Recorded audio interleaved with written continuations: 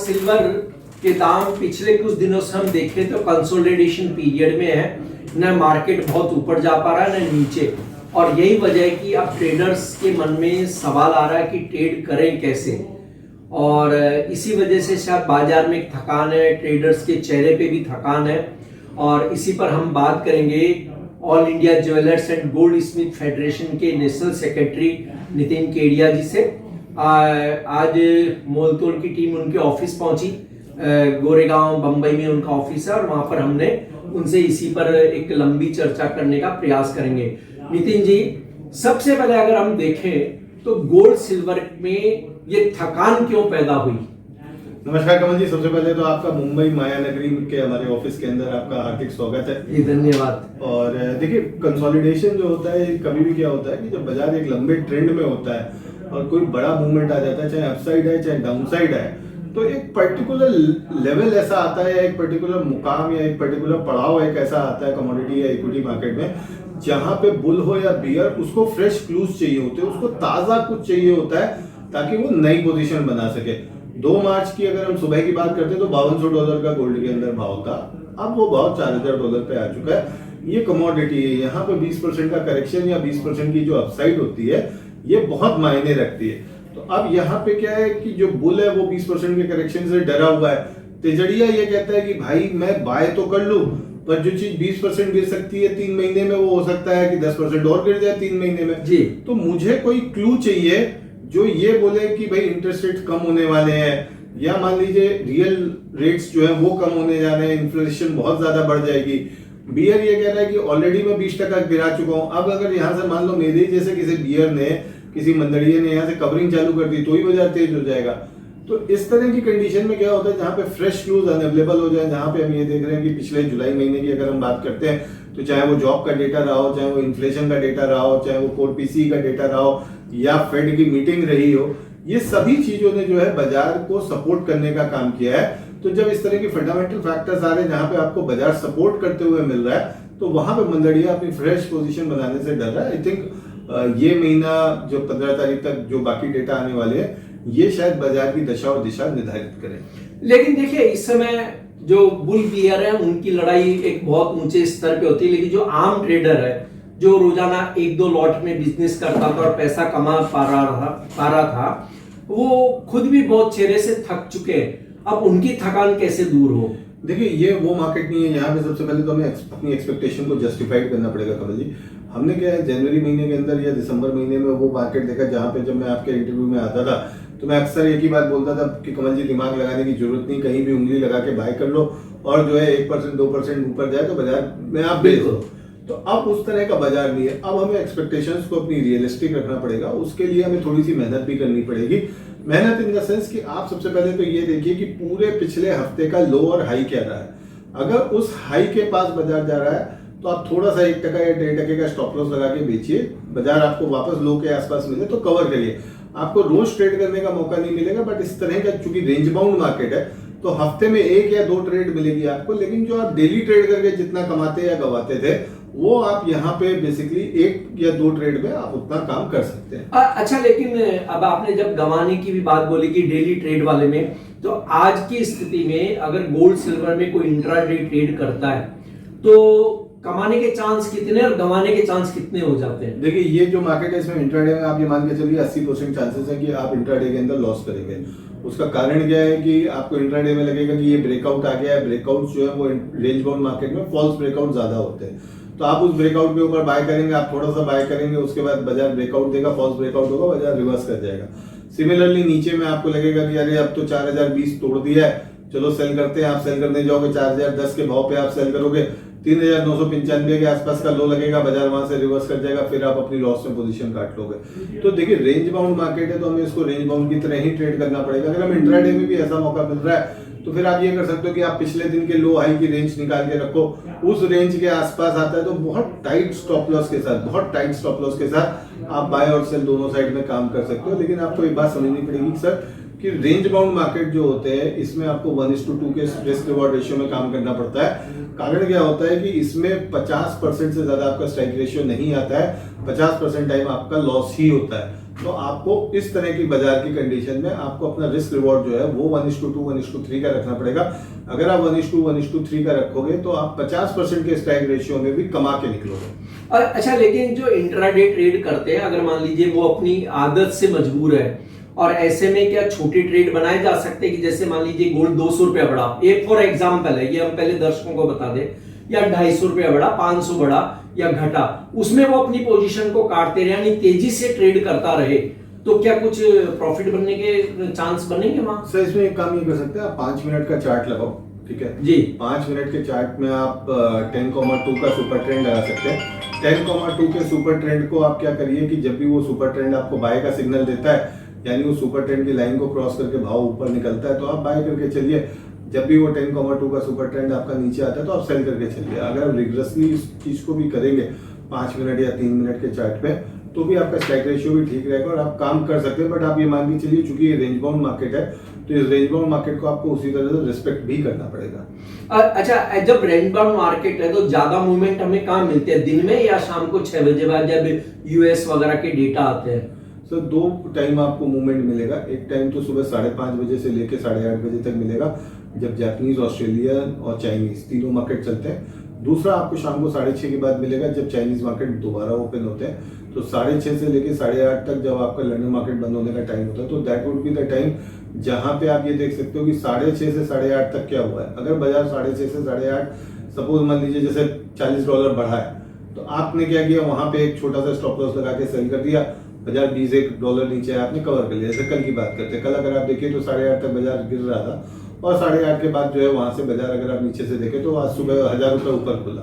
तो इस तरह से आप ये देख सकते हो कि 6:30 से 8:30 क्या मूवमेंट हुआ। 8:30 के बाद फिर आप उस मूवमेंट के अगेंस्ट में छोटे से स्टॉप लॉस से पोजीशन ले सकते हो। अच्छा, ये तो रही बात सारी इंट्राडे ट्रेड को लेकर के। अब आपने कहा कि इंट्राडे ट्रेड में आजकल नुकसान ज्यादा है, उससे बढ़िया कि थोड़े समय के लिए पोजीशन बनाए, तो कितने दिन के लिए पोजीशन बनना चाहिए, वीकली आधार पे ट्रेड करें? देखिए 15 सितंबर तक तो बाजार ढंग से चलेगा नहीं, क्योंकि 15 सितंबर धीरे धीरे क्या हो रहा है, सितंबर रेट हाइक की जो प्रोबेबिलिटीज है वो बढ़ती जा रही है। जी। मतलब लोगों का मानना है कि सितंबर में रेट हाइक जो है होने के चांसेस बहुत ज्यादा है। अब क्या होगा कि अगर मान लीजिए मैं सेल कर रहा हूँ, अब हमने क्या देखा, पिछली मीटिंग के पहले 30% चांसेस थे कि रेट हाइक हो सकते हैं। जी जी। तो वो लोगों ने क्या कर रखा था, गोल्ड फ्यूचर्स शॉर्ट करके रखे हुए थे। जैसे फेड की मीटिंग खत्म हुई, हमने गोल्ड को देखा $4105 $4120 तक गया। क्यों? क्योंकि जिन्होंने शॉर्ट कर रखा था उन्होंने अपनी पोजीशंस को कवर किया। तो वैसे ही क्या होगा, जैसे ही कोई पॉजिटिव डेटा आएगा लोग बाय करेंगे, लेकिन जो इंटरेस्ट रेट्स के लिए गोल्ड को हेज करके चलते हैं वो सामने उसकी शॉर्ट की पोजीशन बनाएंगे। अभी जो बॉन्ड मार्केट की पोजीशन चल रही है, जब आप ऑलरेडी एकदम एलिवेटेड रेट्स के लेवल पे हैं, तो अब यहाँ फेड के लिए क्या रिस्क हो गया कि आज की डेट में वो लगभग $900 बिलियन की स्थिति में पहुंच चुके हैं, जहां उनको $900 बिलियन केवल ब्याज के रूप में चुकाना पड़ेगा। अब अगर वो ब्याज दरें बढ़ा देते हैं, तो ब्याज दरें बढ़ाने के केस में क्या होगा, बॉन्ड यील्ड्स जो है वो और बढ़ जाएगा। और बॉन्ड यील्ड्स अगर और बढ़ती है कमल जी, तो इसका मतलब ये है कि यूएस इकोनॉमी के लिए और खतरा बढ़ जाएगा। बिल्कुल। यूएस इकोनॉमी के खतरे को अब कहाँ रिप्रेजेंट होगा? आज अगर मेरी बॉडी के अंदर कोई भी समस्या होती है, तो सबसे पहले मेरे चेहरे के रौनक पे असर आता है। तो सिमिलरली जब भी किसी देश की आर्थिक स्थिति के ऊपर कोई भी फर्क आता है, तो वो उसकी करेंसी में दिखता है। यानी डॉलर कमजोर होगा तो गोल्ड बढ़ जाएगा। तो आप भी मान के चलिए बकरी की मां कब तक खैर बनाएगी। तो 15 सितंबर की मीटिंग है, अगर कुछ हुआ भी ऊपर नीचे, तो 25-30 सितंबर या अक्टूबर फर्स्ट वीक से जो है रैली वापस शुरू हो जाएगी, और प्रोबेबली ईयर एंड तक हम 1,50,000 1,52,000 का जो लेवल है उस लेवल के आसपास हम पहुंच जाएंगे। तो मेरा मानना है कि जो अगर आप एग्रेसिव ट्रेडर हो तो थोड़ा थोड़ा काम करिए, आज लीजिए कल बेच दीजिए, इस तरह का काम आप कर सकते हो। अगर आप लंबी अवधि के ट्रेडर हो, या आप जिसको हम कहते हैं कि रुक के आप थोड़ा सा ज्यादा पैसा बनाना चाहते हो, तो मेरा हिसाब से 1,37,000 का लेवल अभी भी इस बाजार में नहीं टूटा है लास्ट 7-8 महीने के दौरान। बिल्कुल। जब हम बाजार में इतनी मंदी देख रहे हैं, तो इम्पोर्ट ड्यूटीज को लेके भी कोई चेंज अभी फरवरी तक आना नहीं है। तो ऐसी स्थिति में आपके लिए बेटर ये है कि आप आराम से अपना काम करो और धीरे धीरे गोल्ड को जमा करो। नवंबर दिसंबर में दिवाली के बाद जब ये थोड़ी सी तेजी आती है तो आप अपनी पोजीशंस में प्रॉफिट बुक कर सकते हो। अब आप सपोज मान लीजिए आप ईटीएफ में भी गोल्ड को बाय कर रहे हो, आज 75% एमटीएफ में आपको फैसिलिटी मिल जाती है, तो यहाँ से तो वो टाइम भी है जहाँ पे आप लीवरेज को भी प्ले कर सकते हो। जी। और तो जिस तरह आपने कहा कि दिसंबर तक 1,50,000 1,52,000 गोल्ड पहुंच सकता है, यानी हम कुल मिला के माने मोटे तौर पे 10 से 12,000 रुपए वर्तमान लेवल से बढ़त हो सकती है। तो वैसे तो ये रेशो भी एक ठीक है कि आपने अभी 5 महीने के अंदर अगर इतना पैसा कमाया तो एक निवेश पे ये एक अच्छा रिटर्न माना जा सकता है। बिल्कुल कमल जी, देखिए हर समय क्या होता है, 2020 मैच हर समय नहीं होता, कभी टेस्ट मैच भी होते हैं, कभी वनडे भी होते हैं।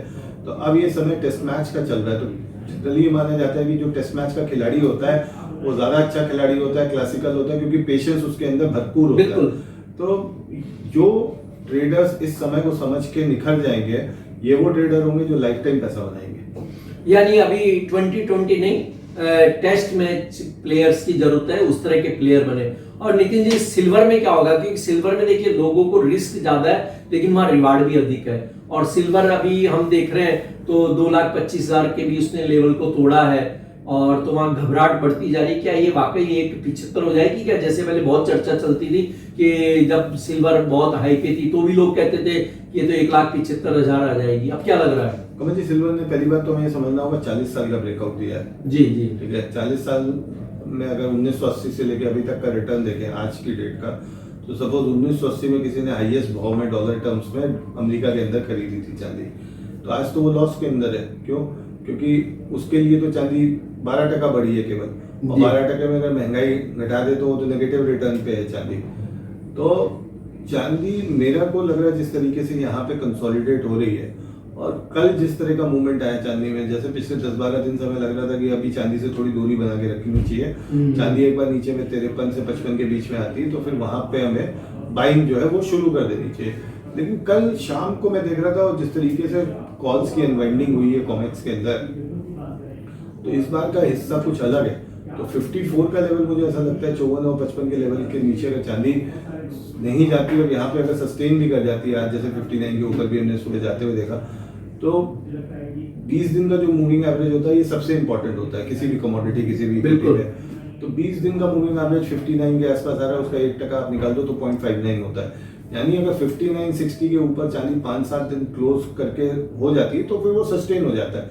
जैसे हम कहते हैं ना हमारे राजस्थान में कि कोई बीमार हो गया है तो अब उसको शरीर में ताकत चाहिए, तो ताकत के लिए अपन कहते हैं दूध पिलाओ, बादाम खिलाओ, तो वो आदमी दोबारा जल्दी खड़ा हो जाता है। तो सिमिलरली 20 दिन के मूविंग एवरेज के ऊपर अगर वो 5-7 दिन खड़ा हो जाएगा तो फिर वो बेसिकली चांदी धीरे धीरे उसके अंदर एक स्ट्रेंथ आने लगेगी।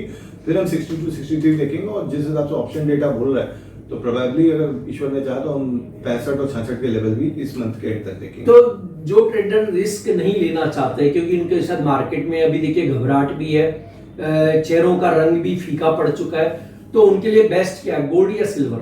देखिए पहली बात तो अगर आप रिस्क नहीं लेना चाहते तो फिक्स डिपॉजिट में पैसा लगाइए। ठीक है, ये बाजार तो उनके लिए जो रिस्क है तो इश्क है वाली बात को मानते हैं। तो अगर आप रिस्क लेना ही नहीं चाहते तो आपके लिए एफडी बेस्ट है। और अगर आप थोड़ा बहुत भी रिस्क लेना चाहते हो तो मेरा मानना है सिल्वर, देखिए 70 से लेके 75 तक गोल्ड सिल्वर का रेशियो जहां जाएगा वहां से रिवर्स करके वापस 62-63 का रेशियो दिखाएगा। यानी चांदी में अगले 6 महीने के अंदर गोल्ड से 10% ज्यादा रिटर्न देने की क्षमता है। दूसरी बात बेस मेटल्स अगर हम देखें तो इस महीने सारे बेस मेटल्स चल रहे हैं कमल जी, चाहे वो जिंक हो, चाहे वो एल्यूमिनियम है, कॉपर है, सभी हम देख चल रहे हैं। सिल्वर केवल प्रेशियस मेटल नहीं है, एक इंडस्ट्रियल मेटल भी है। बिल्कुल। तो वहां पे अभी वो तेजी या वो गोल्ड सिल्वर रेशियो के अंदर वो आधा बाकी है। तो मुझे लग रहा है कि अब वो समय है जहाँ पे आपको सिल्वर के ऊपर ज्यादा ध्यान देना चाहिए, गोल्ड के ऊपर कम। अच्छा, इसमें नितिन जी एक चीज है कि कई लोग वायदा के गणित को शायद पूरा नहीं समझते, उसमें भी आपने भी कई बार कहा कि भाई वायदा नहीं समझते तो ऑप्शन पे आओ, फिर भी शायद उसको बहुत सारे लोग समझ नहीं पाते। तो क्या ऐसे में फिजिकल में खरीद ज्यादा अच्छी रहेगी क्या, मतलब जो समझते नहीं है बहुत ज्यादा? फिजिकल में इस समय मार्केट बहुत टाइट है, 12,000 रुपए का प्रीमियम है। अब अगर सपोज डीजीएफटी अगर अप्रूवल नहीं देता है इंपोर्ट्स के, तो कमल जी दीपावली तक ये 12,000 का जो प्रीमियम है 25 से 30,000 रुपए जा सकता है। और अगर दीपावली तक भाव 3 लाख किसी भी वजह से हो गया तो हमारा इस समय जो देश है इसमें क्या होता है, डिमांड चढ़ते हुए भाव पे आती है, गिरते हुए भाव पे नहीं आती है। चाहे आप पिछला अक्टूबर ले लें, चाहे आप जनवरी ले बिल्कुल लें, right। हमने देखा है कि जब जब चांदी के भाव बढ़े हैं, मतलब 3 लाख के ऊपर डिमांड बहुत तेज हो जाती है। अगर ये डिमांड बढ़ती है तो फिर कोई अतिशयोक्ति नहीं होगी कि ये जो प्रीमियम है ये 30 से 40 हजार हो जाए। ऐसी कंडीशन में अगर आप फिजिकल चांदी लेके चल रहे हैं लंबी अवधि के लिए तो आपको फायदा देगा। लेकिन अगर आप ये सोच रहे हैं कि 10,000 रुपये बढ़े तो मैं फिजिकल बेच दूं या 15,000 रुपये बढ़े तो आपको नुकसान ही होगा, फायदा नहीं होगा, क्योंकि आप जब चांदी लेने जाएंगे तो 5-7 हजार रुपये ऊपर मिलेगी, बेचने जाएंगे तो 7-8 हजार रुपये नीचे बिकेगी। अच्छा, ऐसे में मान लीजिए अब आपने कहा कि भाई फिजिकल में भी एक नुकसान है कि लेने में नहीं बैठेगा गणित शायद, तो फिर क्या वो ETF लिए जा सकते हैं सिल्वर और गोल्ड के? बिल्कुल गोल्ड सिल्वर 20 है, गोल्ड 20 है, टाटा है, तो ये मेरा एसेट है। तो ये तमाम कंपनीज हैं जिनके ETF के माध्यम से बिल्कुल इन्वेस्ट किया जा सकता है। यानी जो वायदा में नहीं कर सकते और फिजिकल में प्रीमियम का डर है तो वहां पर वो मतलब यानी ETF को अपना ले। देखिए ETF में भी अब चूंकि फिजिकल मार्केट से लिंक है, वो जो MCX के भाव आते हैं फिजिकल के, उसके साथ में उसकी NAV तय होती है। तो आप फिजिकल में लेंगे तो फिजिकल में अगर प्रीमियम बढ़ेगा तो उसका इम्पैक्ट आपको इधर भी दिखाई देगा जी। और मतलब अब भी देखिए ये साल तो शायद ब्याज दरों के बढ़ने घटने, इनकी सारी उलझन, ट्रम्प के अपने बयान, ईरान की लड़ाई को कभी समाप्त करना चाहते हैं, कभी चालू रखना चाहते हैं। अब हम इस साल की भी बात न करें लेकिन अगले 1 साल की भी बात करें तो क्या आपको लगता है, क्योंकि देखिए इंटरनेशनल जो ब्रोकिंग फर्म है कुछ ने तो अपने टारगेट घटा दिए गोल्ड सिल्वर के, और कुछ कहते हैं कि नहीं तो 8,000 भी हो जाएगा गोल्ड, $10,000 भी हो जाएगा, वो लोग शायद आज भी बहुत ज्यादा ही आशावादी हैं। कुल मिला के बैलेंस क्या बनेगा 1 साल के बाद का भी करें तो? कमल जी, सबसे पहले तो एक बात यह है कि कुछ ना कुछ तो इस बाजार में चलता रहेगा। कभी अगर आपको ध्यान हो तो कभी ग्रीस आ जाता है, कभी स्पेन आ जाता है, कभी लड़ाई आ जाती है ईरान की, कभी इजराइल गाजा हो जाता है। तो देखिए ये बाजार दुनिया है, दुनिया के अंदर, दुनिया में आए हैं तो जीना ही पड़ेगा, जीवन है अगर दम तो पीना ही पड़ेगा। तो कुछ ना कुछ तो इस बाजार में चलता रहेगा। अब अगले साल की अगर मैं बात करता हूँ तो देखिए कमल जी, मुझे ऐसा लग रहा है कि जिस तरीके से सेंट्रल बैंक्स ने गोल्ड की बाइंग कम नहीं करी है और धीरे धीरे कॉर्पोरेशंस भी गोल्ड की बाइंग में आ रही है, प्लस क्रिप्टो के अंदर भी हम देख रहे हैं कि जो गोल्ड क्रिप्टो है उसका भी बढ़ रहा है। अब गोल्ड का प्रोडक्शन तो बढ़ नहीं रहा, गोल्ड का प्रोडक्शन उतना ही है। और पिछले 2 साल ने हमें एक चीज सिखाई है, जैसे 2 साल पहले अगर मेरे से कोई पूछता था कि गोल्ड की वो पर्टिकुलर माइन बंद हो गई, इसका कोई असर नहीं। क्यों? क्योंकि फिजिकल की कोई लिमिट ही नहीं थी पेपर के सामने। लेकिन अब क्या है कि जैसे जैसे फिजिकल के सामने पेपर की अहमियत कम हो रही है, गोल्ड पेपर की, ऐसे में धीरे धीरे क्या होगा कि गोल्ड का जो बेस प्राइस है वो बढ़ जाएगा। जैसे लास्ट ईयर अगर आप बात करें, आप अक्टूबर हटा लीजिए, आप जनवरी से सितंबर की बात करिए, तो $2,500 एक बेस प्राइस होता था। मतलब बिल्कुल अगर हम बात करते तो हम ये कहते थे $2,500 अब बेस प्राइस है। अब आप सोचिए आज 3800 की बात करें, मैं कहता हूँ आप और डिस्काउंट कर दीजिए, तो आज हम 3200 से 3500 को बेस प्राइस मान सकते हैं। मैं एकदम मतलब मैं ये नहीं कह रहा हूँ 3200-3500 आ जाएगा, यहाँ पे मैं क्लियर कर दूं, लेकिन वो मैं अल्ट्रा पेसिमिस्टिक हो गया कि सब कुछ एकदम गोल्ड के अगेंस्ट में चला गया, तो 32-35 को मान सकते हैं। अब अगर आप देखें तो 1 साल के अंदर हमारा जो बेस प्राइस है नीचे का, ऊपर की तो छोड़ दीजिए आप, that has gone up by 40%। अब अगर नेक्स्ट ईयर मेरा किसी भी वजह से $5200 का भाव आता है तो आप देखिएगा 4200 से 4500 हो सकता है अगले साल का एक बेस प्राइस बन जाए। और अपर साइड में मुझे लगता है कि $6,000-6,500 का जो भाव होगा वो इतनी जल्दी अभी नहीं टूटेगा, क्योंकि डॉलर इंडेक्स जो है वो कहीं ना कहीं आप कंटिन्यूअस अगर पिछले कुछ सालों में देखें तो 95 का जो लेवल है उसको बना के रख रहा है, और डॉलर इंडेक्स धीरे धीरे उसको बार बार देता जाएगा। और अगले 3-4 साल एक और बात है कि केविन वॉश जो है वो बहुत हॉकिश माने जाते हैं, उनका एक डर बाजार में हमेशा बना रहेगा। तो राम से बड़ा राम का नाम, तो उनका जो डर बना हुआ है, आप देखिए द डे उनका अनाउंसमेंट होता है बाजार गिर जाता है। कांग्रेस उनको मई में 24 मई या 25 मई को उनको अप्रूव करती है, उस दिन से मतलब एक नई मंदी शुरू हो जाती है बाजार के अंदर। वो बोलना शुरू करते तो एक बार बाजार गिर जाता है। तो जैसे एक समय होता था कि हर्षद मेहता जिस समय बीएससी की सीढ़ियां चढ़ रहे होते थे तो एसीसी जैसे कई स्टॉक तो अपने आप ही बढ़ने लगते थे। बिल्कुल ये बात सही है। तो सिमिलरली जैसे जैसे केविन वॉश आते हैं वैसे वैसे हम देखते हैं कि बाजारों के अंदर एक प्रेशर जो है वो बनने लगता है। तो अगला 2-3 साल वो प्रेशर रहने वाला है, क्योंकि 2008 में जब केविन वॉश ने फेड छोड़ी थी तो वो इसलिए छोड़ी थी क्योंकि वो इजी मनी और जो क्यूई है इसके बहुत अगेंस्ट में थे, बहुत सख्त थे वो कि ये नहीं होना चाहिए। तो अब बाजार इजी लिक्विडिटी की तो उम्मीद वैसे भी नहीं कर रहा है, और कोई भी एसेट क्लास चाहे गोल्ड सिल्वर इक्विटी ये सारे के सारे तभी बढ़ेंगे जब इजी मनी आपको मिलेगा। तो मुझे लगता है कि आज $10,000 की हम बात कर लें या $12,000 की बात कर लें, अभी इतनी जल्दी तो नहीं होंगे, बट हाँ समय लगेगा। नेक्स्ट ईयर की अगर मैं बात करता हूँ 27 में, तो मुझे लगता है वर्स्ट टू वर्स्ट केस अगले साल का 3800 आपका बेस बन जाएगा, 3800 से 4000 का। अपर साइड में हम एवरेज $5200 का देखेंगे और एक्सट्रीम शायद $6,000-6,500 का देखें। जी, और नितिन जी एक अंतिम सवाल की, जैसे आपने कहा कि भाई केविन वार्श जब भी आते हैं तो बाजार में हलचल भी होती है और कुछ शायद कठिनाइयां भी हो, तो इस समय अगर हम कहें तो वर्ल्ड बुलियन मार्केट की बात कर रहा हूँ मैं, भारत की नहीं, तो लिक्विडिटी की क्या पोजीशन है, कैसी है, सुगम है या थोड़ा सा टफ हुआ है माहौल? देखिए माहौल तो टफ है ही। आप सोचिए मतलब अकॉर्ड समझौते के बाद में यूएस को मदद करने आना पड़ रहा है जापान की। मतलब एक कंट्री है जिसका डेट टू जीडीपी रेशियो 98% और दूसरी कंट्री है जिसका डेट टू जीडीपी रेशियो 250% है। तो अब वो क्यों करने को आ रहा है? क्योंकि उसको पता है कि भाई इसके पास कुछ है ही नहीं, ये तो हमारे पेपर्स बेच के हमारी बैंड बजा देगा। तो अब क्या है, वो आ रहे हैं, वो कह रहे हैं हम यूरो बेच रहे हैं। भाई अगर आप यूरो बेच रहे हो तो यूरो क्यों नहीं गिर रहा है, डॉलर क्यों गिर रहा है? तो इस तरह की चीजें जो है वो लिक्विडिटी के लिए तो बिल्कुल टफ है, टफ है, बिल्कुल सिचुएशन टफ है लिक्विडिटी की।